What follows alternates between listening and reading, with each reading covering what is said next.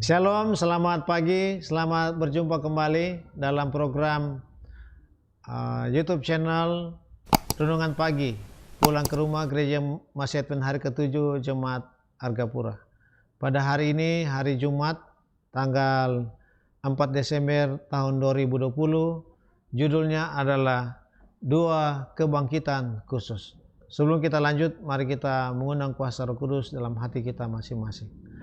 Bapa di surga, saat ini kami akan mendengarkan firman Tuhan.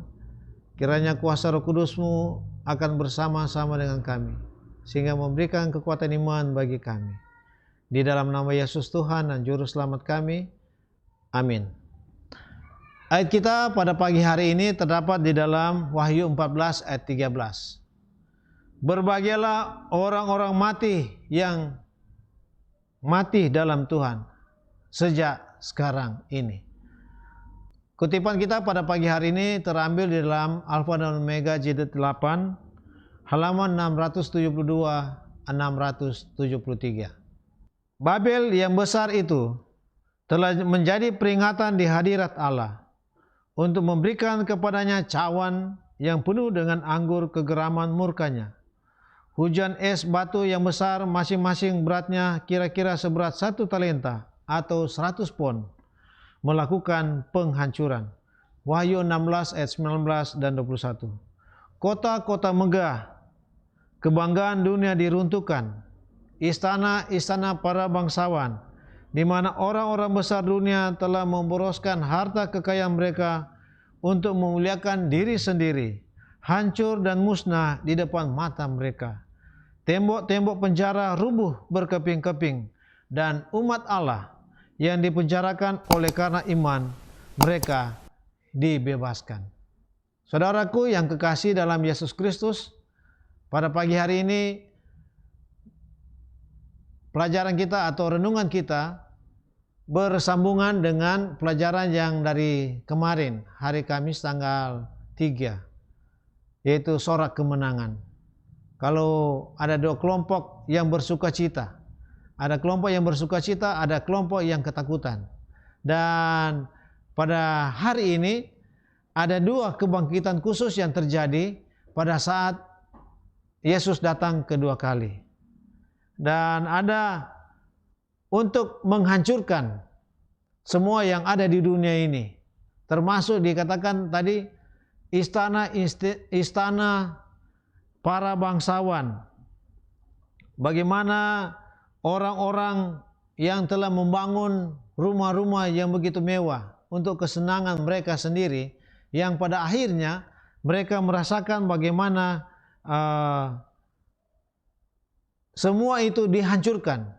Bayangkan saudara, dikatakan tadi hujan es batu yang besar 100 pon, ya, luar biasa beratnya. Bagaimana tidak akan hancur akan rumah-rumah atau tembok-tembok itu. Dan tembok-tembok juga penjara-penjara yang memenjarakan orang-orang yang setia, orang yang mempertahankan iman kepada Yesus. Pada akhirnya mereka juga atau penjara-penjara itu hancur dan mereka dikeluarkan. Kuburan-kuburan terbuka dan banyak dari antara orang-orang yang telah tidur di dalam debu tanah akan bangun.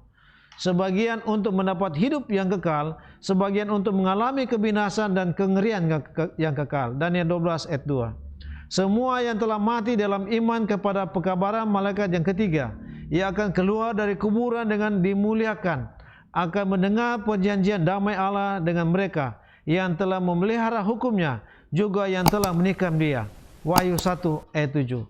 Mereka yang mengejek dan mencemohkan derita kematian Kristus dan penentang paling keras kebenarannya dan umatnya dibangkitkan untuk memandang dia dalam kemuliaannya dan memandang penghormatan yang diberikan kepada mereka yang setia dan menurut.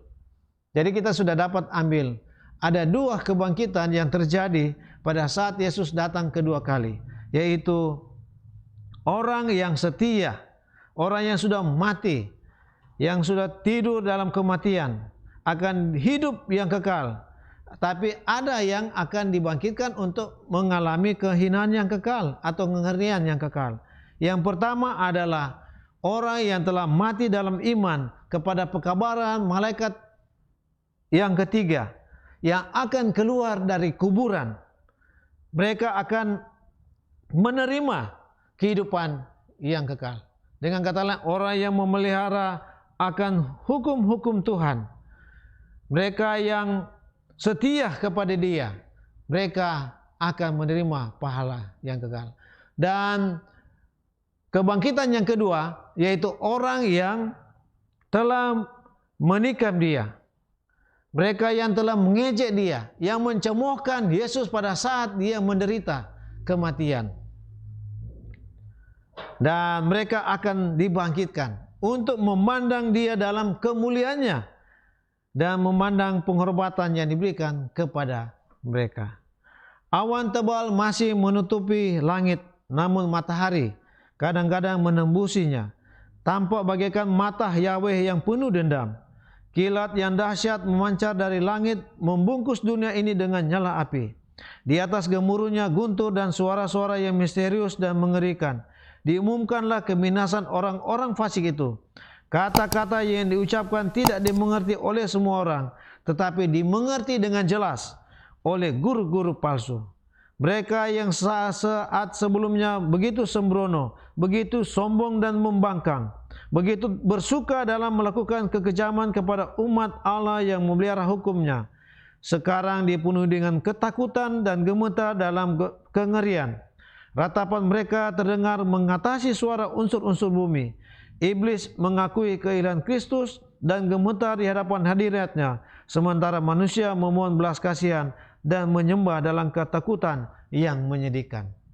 Jadi saudara, ini dalam kutipan Nyonya White menulis sangat jelas bagi kita bahwa pada saat Yesus datang kedua kali, pada saat kilat yang dahsyat yang memancar dari langit membungkus dunia ini dengan nyala api yang hebat, di atas gemuruhnya suara-suara atau guntur misterius. Kata-kata yang diucapkan oleh guru-guru palsu, mereka mengerti bahwa inilah kedatangan Yesus yang kedua kali. Mereka begitu sembrono, mereka sombong. Ya, mereka melakukan kekejaman kepada umat Allah yang memelihara hukumnya. Sekarang dipenuhi dengan ketakutan, gemetar. Oleh karena mereka melihat bahwa ada kengerian yang hebat yang akan terjadi. Ratapan mereka terdengar mengatasi suara unsur-unsur bumi. Dan suara dan iblis dikatakan mengakui keilahian Yesus Kristus. Luar biasa saudara. Yang terakhir dalam kutipan kita, nabi-nabi zaman dahulu berkata, sementara mereka memandang penglihatan kudus dari Allah, merataplah sebab hari Tuhan sudah dekat, datanya sebagai pemusnahan dari Yang Maha Kuasa. Yesaya 13 ayat 6. Masuklah di sela gunung batu dan bersembunyilah di dalam liang tanah terhadap kedahsyatan Tuhan dan terhadap semarak kemegahannya. Yesaya 2 ayat 10. Jadi terakhir dari Nabi Yesaya sudah memberikan nubuatan, merataplah sebab hari Tuhan sudah dekat, datanya sebagai pemusnahan dari Yang Maha Kuasa. Pemusnahan kepada orang yang tidak setia kepadanya, sehingga mereka yang tidak setia kepada Tuhan pada saat itu dikatakan apa? Mereka bersembunyi di gunung batu, di gua-gua, di liang tanah. Mereka masuk oleh karena mereka tidak sanggup melihat kedahsyatan akan kedatangan Tuhan yang begitu semarak melalui kemegahan daripada kedatangan anak manusia, yaitu Yesus Kristus. Saudara yang kekasih dalam Yesus Kristus, pada pagi hari ini saya mengajak, marilah kita setia memelihara akan hukum-hukum Tuhan, memelihara akan perintah-perintahnya yang tertulis dalam firman-Nya, sehingga pada waktu Yesus datang kedua kali, kita bukan masuk pada atau apabila kita sudah dipanggil oleh Tuhan beristirahat dalam kematian, pada waktu Yesus akan datang, kita akan dibangkitkan dan akan menerima kehidupan yang kekal. Bukan akan dibangkitkan oleh karena melihat kemuliaan Tuhan, yaitu atau di kelompok orang yang tidak setia kepada Tuhan, orang yang membunuh Dia pada waktu kematiannya, yang mencemooh Dia. Mereka itu akan dibangkitkan sementara melihat kemuliaan Tuhan waktu Yesus datang kedua kali. Tetapi pada akhirnya mereka juga akan mati untuk menerima kematian yang kekal. Tuhan Yesus memberkati kita pada pagi hari ini. Saya bawa firman di dalam nama Yesus. Amin. Mari kita berdoa. Bapa di surga, terima kasih segala berkat yang Kau berikan bagi kami pagi hari ini. Kiranya melalui firman Tuhan atau renungan pada pagi ini, menguatkan iman kami untuk setia berharap sungguh kepadamu. Kami bersyukur oleh karena ada kebangkitan yang terjadi kepada orang-orang yang setia kepada Tuhan untuk memperoleh kehidupan yang kekal. Tapi juga ada terjadi kebangkitan pada orang yang membunuh melalui kematian Yesus. Mereka akan dibangkitkan bukan untuk menerima kehidupan yang kekal, tetapi akan memperoleh kematian yang kekal.